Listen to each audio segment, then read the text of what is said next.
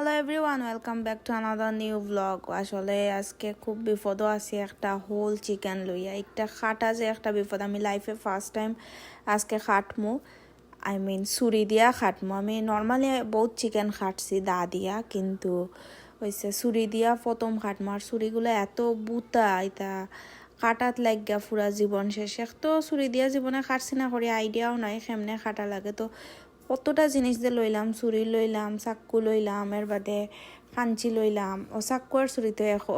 তারপরে এগুন তোরে বহুত মাইরা ফিটটা কাটছি বহুত কষ্টে টাইনা টুন্না।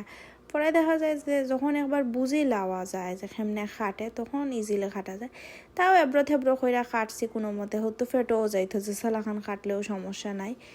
এরপরে আমি গুন্তরে খসাইয়া বুয়াই দিলাম। বালা করে খসানোর পরে অনেকক্ষণ লাগছে, যেহেতু হার্ড চিকেন এটা তো অনেক সময় লাগে।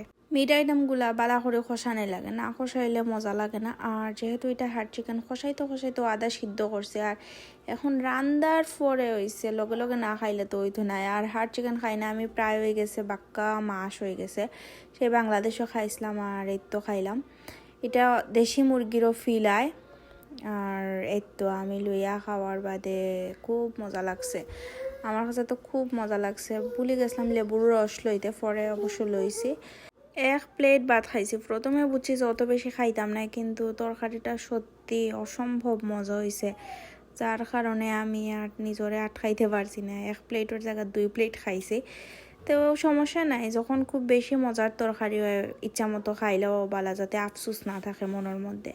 তারপরে বারোই গেলাম আমার মেয়েকে নিয়ে একটু বাইরে, যার কারণে আমি হয়েছে গিয়া যে ঠান্ডা পড়ছে বারোয়ে খুব বিপদ। আসলে বাতাস, ঠান্ডা যতটুকু না তার থেকে বেশি বাতাস, আর ঠান্ডার থেকে বাতাস গিয়া লাগে চৌকো মুখো বেশি, যার কারণে নাকর মধ্যে অটো বাতাস হামাই যায়। আর পুরা ফ্রিজিং একটা অবস্থা হয়েছিল ওলা ঠান্ডা বাতাসে।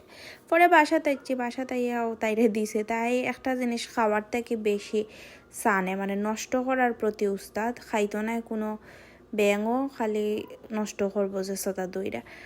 আর বিকালের দিকে এত বৃষ্টি, কথা নাই বার্তা নাই, হুদাও বৃষ্টি পড়ে গেল। আনরেডি অবস্থায় বৃষ্টি, আবহাওয়া আসলো উইন্ডি, কিন্তু এখন এগুলো রেইনি। তো আবহাওয়া আসলে এমন একটা জিনিস যেটার কোনো ভরসা নাই, যখন তখন চেঞ্জ হয়ে যায়। তারপরে মেয়েটারে একটু লেখালেখিত বহাইলাম, লেখার তো নামও নাই, আর খাতার থেকে বেশি ও আলো আঁকাইতে পছন্দ করে।